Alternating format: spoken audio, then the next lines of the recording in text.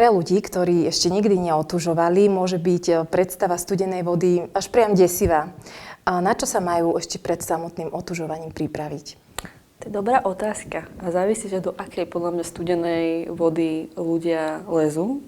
Lebo môžeme ísť na jazero, do sprchy, do nejakého otužovacej kade alebo vlastne posávne sú. Každý ako keby, že z týchto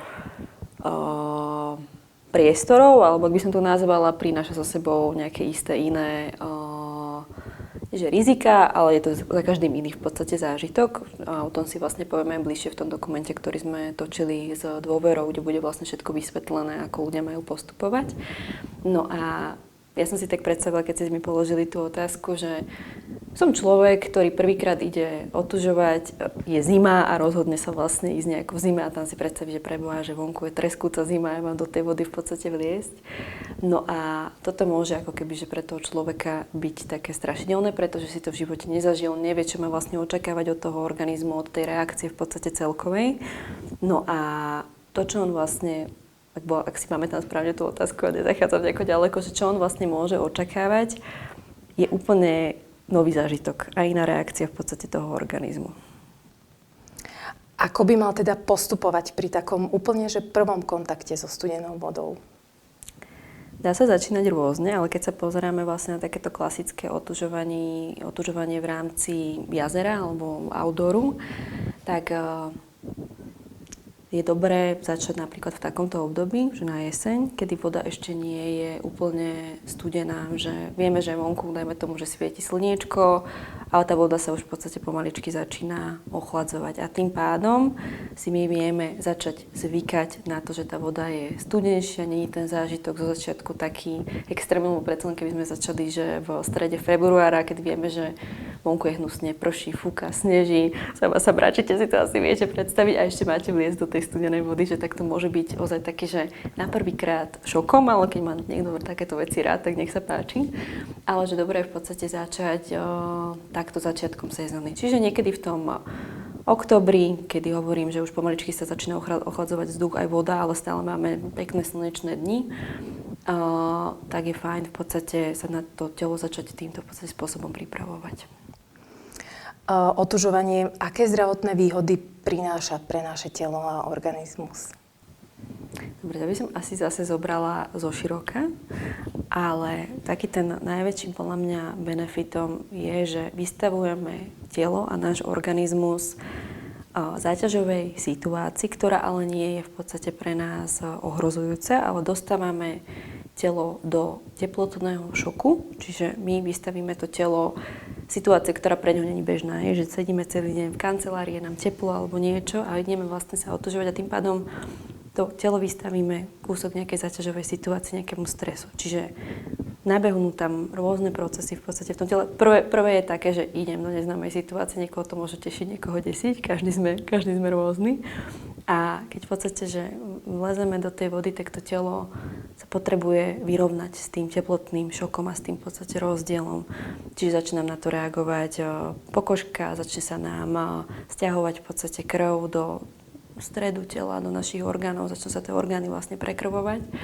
No a keď vlastne z tej vody vyjdeme von, tak je ten proces opačný, že pomaly postupne sa zase rozprudzuje v podstate tá krv v našom tele a čo spôsobuje to, že sa nám zvyšuje dopamín, adrenalín, všetky hormóny šťastia sa v nás, taký ten koktail vyplaví, ale zároveň je to aj taká záťaž pre imunitu, čiže to telo dostáva ten teplotný šok a imunitný systém začína na to reagovať a on vlastne týmto postupným vystavovaním toho tela tej ľadovej vode začína v sebe budovať takú odolnosť, že čím viacej my to telo vlastne vystavujeme takémuto stresu, ktorý pre nás nie je ohrozujúci, tak to telo v podstate si zvyká na to, že zvonku môže prísť nejaká záťaž. A tým pádom, že to je ako vo fitku, že čím viacej cvičíme a čím viacej to telo vystavujeme nejakej záťaži, tak tým viacej sily sa v nás buduje. To telo sa ale zároveň učí samo seba aj regulovať, ale aj zároveň regenerovať. To sú také asi dlhodobejšie účinky a vieme my odpozorovať aj také účinky hneď po možno pár dní po tom otužovaní, že má to aj nejaké takéto výsledky? Pre mňa ten okamžitý účinok, ktorý to vlastne prináša, je energia. Je také, že to človeka prebere, nabudí, nakopne. Samozrejme, že keď je v tej vode, tak musí sledovať seba samého, lebo keď voči sebe si citlivý a preženie tú dobu, ktorú je v tej ľadovej vode, je tam dlhšie, čiže tým pádom to telo musí vyvinúť oveľa viacej energie na to, aby sa naspäť zahrialo. Ale že keď sa vie sledovať, že koľko tomu tú telu stačí, tak ten následujúci účinok je, že zrazu je to také pozdvihnutie nálady. Ja čo najviac na sebe pozorujeme, že ja lepšie spím napríklad potom. U mňa to bolo potom z takého dlhodobého hľadiska, znižujú sa mi alergie na jar. Čo môže byť pre ľudí zaujímavé, lebo tým pádom, že ten organizmus dostával nejakú zabrať v podstate v tej zime a zvyšoval sa aj ten reakcie toho imunitného systému, tak mne to napríklad veľmi pomohlo s alergiami a také tie účinky krátkodobé, hovorím, že to bolo že taký pocit spokojnosti podľa mňa so sebou, že aj sme niečo prekonali, niečomu sme sa vystavili, je ten človek taký čipernejší, energickejší, možno lepšie spí, možno sa mu zlepšia aj chuť do jedla, že také by som povedala. Uh-huh. A aké môžu byť aj také tie úplne prvotné reakcie po otužovaní? Vy ste spomenuli pozitívnu, napríklad, ktorá má teda dopad na vás.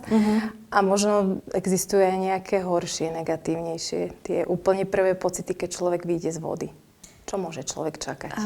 Podľa mňa chlad. Že dôležité je, že keď vieme, že sme neboli v tej studenej vode nikdy a bojíme sa toho, tak hovorí sa, že mali by ste v tej vode vydržať minútu alebo neviem čo, ale dôležité je ísť normálne v tomto svojím tempom. Ak je pre nás to, že len sa ideme prejsť a dajme tomu si dáme len dole bundu a ideme v krátkom tričku, keď je vonku zima, alebo ideme naozaj do toho jazera a vlezeme tam po kolená, je to úplne v poriadku. Že to, čo je najdôležitejšie povedať, že ja si nemyslím, že by to...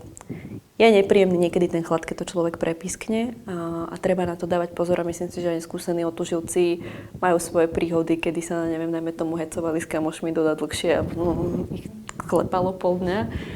A že voláme, že toto je jeden z tých, alebo možno taká väčšia únava z tých negatívnych, ale to podľa mňa súvisí len s tým, že človek si nestráži vlastnú hranicu. Není voči sebe citlivý, vstúpi do toho ego, vstúpi do toho nejaké hecovanie, vstúpi do toho, lebo nejaký odborník na internete povedal. To najdôležitejšie, čo v tom celom je, že aj keby chodíte celú zimu sa otužovať len, že vlezete po kolená, je to stále lepšie, ako v podstate nerobiť nič.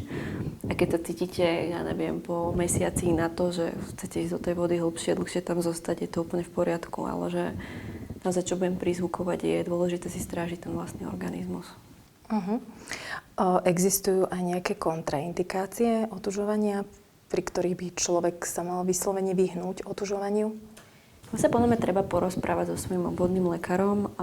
Môžu byť nejaké, dajme tomu, že srdcovo-cievne ochorenia alebo problémy v podstate s tlakom, ale to by vám, ak máte dobrého obvodného lekára, ktorý sa naozaj zaoberá tým, aby bol človek zdravý, nebudeme si hovoriť, ak niekedy funguje naše zdravotníctvo, tak by vám povedal. Akože môžu byť jasné, že keď máte nejaké infekčné ochorenia, ste najmä tomu nachladnutí alebo niečo, alebo nejaké urovaginálne aktuálne ťažkosti, že takto asi celkovo by žena nemala vtedy chodiť do nejakej vonkajšej vody, tak si myslím, že toto sú veci, ktoré by sme si mohli nejakým spôsobom strážiť.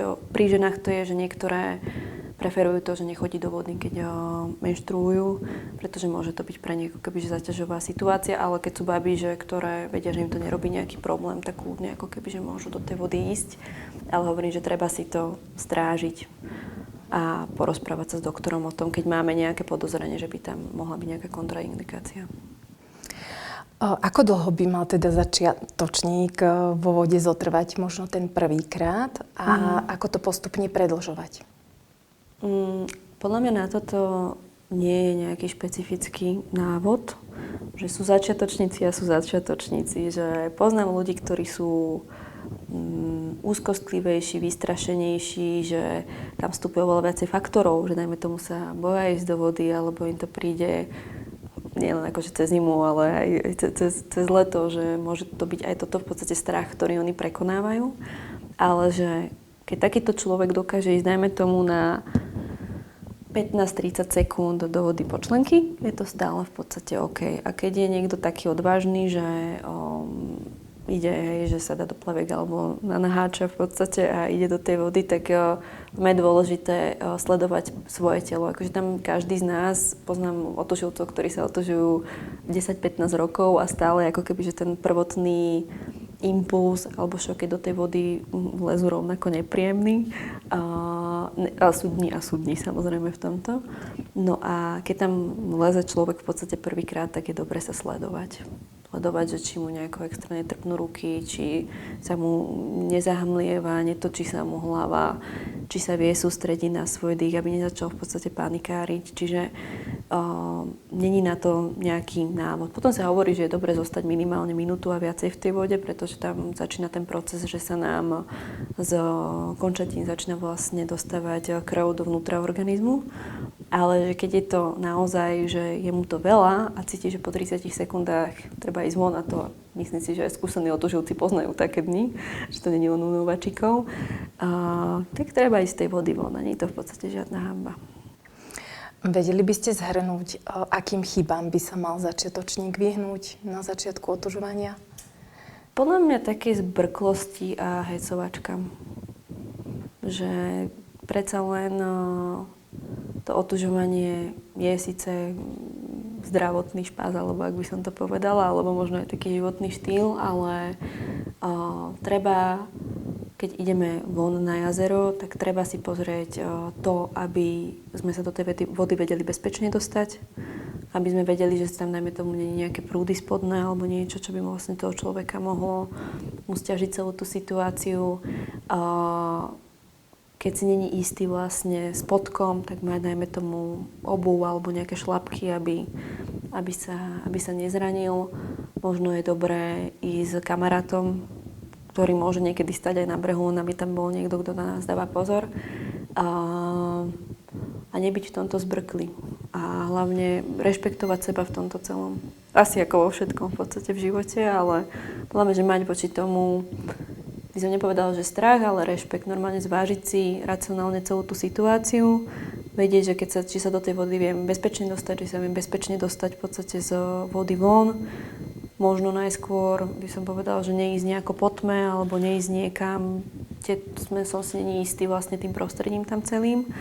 A potom sú iné možnosti, ako sa otužovať. Že dajme to, máme tie ľadové kade, ktoré sú bezpečnejšie pre ľudí, ktorí sa vlastne boja ísť do jazera, a tam tiež len sledovať to, že čím je v tom príjemne celom. Že môžeme si povedať, že tak teraz vyskúšam 15 sekúnd a budem tam 15 sekúnd, je to úplne v poriadku.